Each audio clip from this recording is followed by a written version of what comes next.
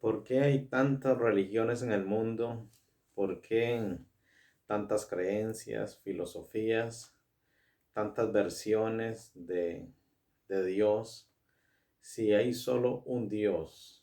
Bueno, nosotros los cristianos estamos basados en las sagradas escrituras, en la palabra del Señor. Todo lo demás son copias que hay, que el enemigo, porque estamos en una batalla fortísima. El enemigo quiere que usted no siga los caminos de Dios y ha traído una confusión mundial. El mismo Señor dijo que el mundo entero está bajo el maligno, pero Él también nos dejó las sagradas escrituras para que nosotros nos dirijamos con la palabra del Señor, con estos 66 libros que han sido inspirados por el Espíritu Santo. Y dice la Biblia que no hay que añadirle ni tampoco quitarle absolutamente nada a la Biblia. En otras palabras, la Biblia debe ser tu manual. Mucha gente dice, pero ¿a quién le creo? Todo el mundo dice tener la verdad. Usted no le crea a nadie, no le crea ni a esta persona que le está hablando en este momento. Usted créale a la Biblia, usted lea la palabra del Señor. No le crea absolutamente a nadie porque hay mucho engaño en este mundo. El apóstol Pablo aquí en Gálatas capítulo 1, verso 6, dice, estoy maravillado, le dice a los Gálatas, de que tan pronto os hayáis alejado del que os llamó por la gracia de Cristo, para seguir un evangelio diferente, dice, un evangelio diferente. Entonces, cuidado con esos evangelios diferentes, porque son copias falsas. El verdadero evangelio está en la palabra del Señor y de esto se llama o se trata este mensaje. Este mensaje se llama cuidado con los evangelios genéricos, con las copias baratas. Por eso dice, Pablo le dice a la iglesia de Galacia, a estas personas que se han convertido a Cristo, y les dice, tan pronto se han alejado ustedes para ir tras un evangelio diferente. Dice, no que haya otro, no que haya otro evangelio, sino que hay algunos que os perturban y quieren pervertir el evangelio de Cristo. Mas si aún nosotros, escuche lo que dice, esto es una advertencia eh, número 1, es una advertencia importantísima. Dice, mas si aún nosotros, él se incluye, o un ángel del cielo, os anunciare otro evangelio diferente del que hemos anunciado, sea anatema. Por eso usted tiene que cuidar de que nadie lo engañe. Dice que ni aunque viniera un ángel del cielo con un evangelio diferente, ese ángel debe ser maldito, porque eso significa la palabra anatema. Pero también dice, si aún uno de nosotros, o sea, si aún el mismo apóstol Pablo trajere otro evangelio diferente, que sea anatema, dice. Entonces vean el cuidado que hay que tener. Hay religiones que han surgido porque un ángel vino, cuenta la persona que fundó esa religión y le dijo esto y esto y esto, diferente a las Sagradas Escrituras. Y de ahí formaron una religión donde hoy por hoy tienen miles de seguidores y así surgen las falsas doctrinas, los falsos evangelios. El verdadero evangelio parte de las cartas de Pablo, de los 4 evangelios escritos, de las cartas de Pedro. Son los 27 libros del Nuevo Testamento. Ese es el evangelio correcto, pero muchos lo malinterpretan. Muchos le agregan cosas y ahí es donde usted y yo tenemos que tener cuidado, porque esta advertencia que el apóstol Pablo dice es para todos los tiempos. Vean, en 2 Corintios, vamos a buscar 2 Corintios. En 2 Corintios, capítulo 11, en el 13 al 15, dice así, capítulo 11, y dice en el 13 al 15.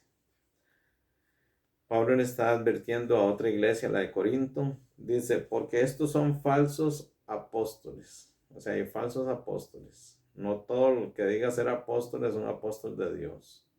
Porque estos son falsos apóstoles, obreros fraudulentos, dice ahí, obreros fraudulentos. O sea, es un fraude eso. Que se disfrazan como apóstoles de Cristo. O sea, hay un disfraz. La gente a veces siendo lobos se visten como corderos para engañar al rebaño, para engañar a los hijos de Dios, para engañar al mundo también. Pero él dice que se disfrazan. Entonces hay que tener cuidado con los disfraces. Gente que dice ser esto y es otra cosa. El Señor dijo, por los frutos ustedes los van a conocer. Un buen árbol que da frutos buenos nunca va a dar frutos malos, y el que da frutos malos no da frutos buenos. Una fuente salada no va a dar agua dulce, y una fuente de agua dulce no va a dar agua salada. Entonces, pero hay que tener cuidado porque la gente se disfraza, y esto todo proviene del enemigo, de Satanás, que quiere que las almas no tomen el rumbo correcto que se llama Jesucristo. Dice, sigue diciendo ahí en el verso 14, dice, y no es maravilla, o sea, porque el mismo Satanás se disfraza como ángel de luz. ¿Ustedes creen que el diablo se va a aparecer así como lo pintan con cachos? ¿Ustedes creen que el diablo se va a aparecer así como alguien de mal aspecto? No, dice que el mismo Satanás se disfraza como un ángel de luz. Hay gente que dice, es que se me apareció un ángel, es que tuve una visión, es que vi algún personaje de la Biblia. Aún a María ponen. Hay que tener mucho cuidado porque el diablo se viste de lo que sea. El diablo se disfraza de ángel de luz, se disfraza de piedad para engañar a muchos, y así ha fundado religiones grandes en el mundo. Hay religiones de las más grandes del mundo que han partido de una revelación supuesta de un ángel a una persona, pero trajo un mensaje diferente al de las Sagradas Escrituras, y no le hicieron caso a lo que Pablo decía.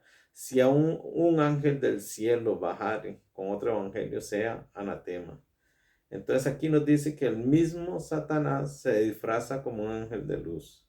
Así que no es extraño, dice en el verso 15, así que no es extraño si también sus ministros se disfrazan como ministros de justicia, cuyo fin será conforme a sus obras. Entonces dice que Satanás se disfraza como un ángel de luz, pero que él también tiene ministros, y que sus ministros se disfrazan como ministros de justicia. Por eso usted y yo tenemos que pedirle a Dios y leer las escrituras con lupa para poder discernir, para poder distinguir quién es de Dios y quién no. La ventaja es que tenemos el Espíritu Santo que nos dice cuando algo se está saliendo, cuando en una iglesia ya las cosas no están caminando conforme a las Sagradas Escrituras. Pero hay gente que en lugar de hacerle caso a esa voz del Espíritu de Dios, le hace más caso a esa persona que los está dirigiendo. No, nadie está por encima de la palabra de Dios ni del Espíritu de Dios. Si usted siente que una iglesia ya se están saliendo con cosas extrañas que no se basan en las Sagradas Escrituras, en el nuevo pacto, salga corriendo de ahí hacia otro lugar donde le prediquen las Sagradas Escrituras, donde no le roben el criterio a usted, donde más bien lo manden a investigar a usted. Cuando la gente dice, no, es que no tienen por qué contradecirme. Cuando hay un pastor que dice, es que yo soy la autoridad y nadie puede contradecirme. La Biblia puede contradecir a quien sea. Y por más autoridad, por más fama mundial, por más puesto que tenga, la Biblia está por encima de todo. Entonces aquí nos advierte de que hay ministros de justicia que son un disfraz y hay que colarlos. Bueno, en primera carta de Corintios también en el capítulo 15, en el verso 3, dice así, 3 y 4. Dice, porque primeramente os he enseñado, y aquí es donde viene el evangelio correcto. Porque la gente dice, pero ¿cuál es el verdadero evangelio y cuál no? ¿Cómo hago para saber? Bueno, en primera de Corintios, capítulo 15, en el verso 3, Pablo nos dice cuál es la prédica correcta, cuál es el evangelio correcto. Dice, porque primeramente os he enseñado lo que asimismo recibí, que Cristo murió por nuestros pecados conforme a las Escrituras. Vean cómo ponen las Escrituras como autoridad. Y dice que Cristo murió por nuestros pecados conforme a las Escrituras. ¿Quién dice esto? El apóstol Pablo. ¿Quién era el apóstol Pablo? Un judío, un ex fariseo, alguien celoso de la ley, que ahora viene y se convierte a Cristo. Antes era perseguidor de la iglesia, pero ahora él viene y tiene un encuentro personal con Cristo y Cristo le da la tarea de predicarle a los gentiles, es decir, a los que no somos de la estirpe de Israel, que no somos hebreos, sino que somos extranjeros. Pablo tenía la tarea de predicarle a los extranjeros gentiles, a nosotros. Y ahora nos advierte este hombre que era del judaísmo, porque la mayoría de gente en Israel no creyó en Jesús, no creyó en Jesús, no creyó en el evangelio que traía el maestro. Lo habían esperado por siglos y cuando vino no distinguieron que era el Mesías prometido. Entonces este es el evangelio que Cristo, y vean cómo lo resume. Lo resume son 3 versos, el 13, el 3 y el 4 más bien. Vean, 2 versos, el apóstol Pablo resume el evangelio, que sea bien claro. Entonces dice que Cristo murió por nuestros pecados conforme a las Escrituras y que fue sepultado y que resucitó al tercer día conforme a las Escrituras, conforme a las Escrituras. Estas son las que mandan. Y aquí está el evangelio, que Cristo murió por nuestros pecados, que fue sepultado y que resucitó al tercer día por nosotros. Ese es el evangelio. Cuando alguien quiere añadirle que se necesita esto y lo otro, ya es un evangelio adulterado, es un evangelio deformado, que le añadieron cosas, y ese evangelio no sirve cuando se le añaden cosas. En cambio, el evangelio es puro y sencillo. Cristo vino del cielo, el verbo de Dios se hizo carne, murió por usted y por mí, fue sepultado y resucitó. Si usted cree eso, usted es salvo, porque en eso consiste la palabra de Dios. Pero usted va a ver religiones de religiones que pueden mencionar a Cristo y pueden mencionar doctrinas fundamentales de las Sagradas Escrituras, pero además de eso le añaden otras cosas y le ponen esto y no ponen el evangelio como tema central, sino que ponen otra cosa, ponen a otro personaje. A veces ponen a Abraham como centro de su creencia, a veces ponen a María como centro de su creencia. Otros han ido más allá y han puesto al ángel mormón como centro de su creencia.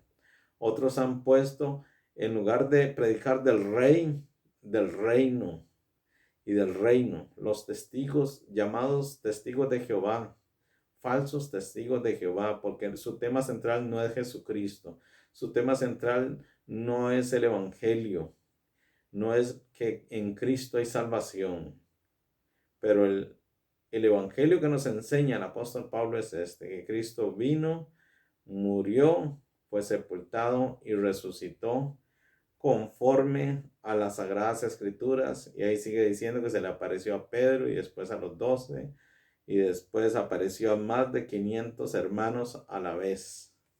O sea, Jesús dejó pruebas indubitables de su resurrección.